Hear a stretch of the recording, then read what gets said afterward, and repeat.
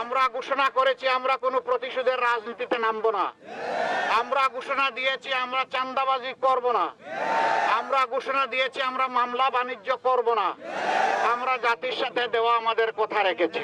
আমাদের রাজনীতি দেশের মালিক বনার জন্য নয়, আমাদের রাজনীতি দেশের সেবক বনার জন্য।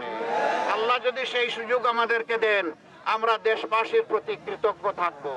মহান আল্লাহর দরবারে দোয়া করি 12 তারিখ যেন একটা সুষ্ঠু নির্বাচন অনুষ্ঠিত হয় এবং সেই নির্বাচনের মধ্য দিয়ে অতীতের সমস্ত বস্তা পচা রাজনীতির কবর রচনা হয়ে নূতন রাজনীতি এবং নূতন সূর্যের যেন উদয় হয়। যেখানে 11 দলের পক্ষ থেকে যে প্রতীক দেওয়া হয়েছে ওইটা আমাদের সকলের প্রতীক, ওইটা ঐক্যের প্রতীক, ওইটা ঐক্যবদ্ধ বাংলাদেশের প্রতীক।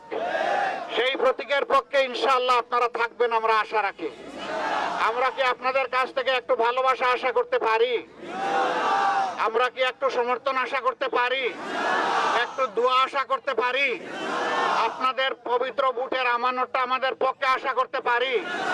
তাহলে আমরা কথা দিচ্ছি, আপনারা যদি আমাদের উপরে আস্থা রাখেন ইনশাআল্লাহ আমরা আস্থার প্রতিদান দেওয়ার চেষ্টা করব।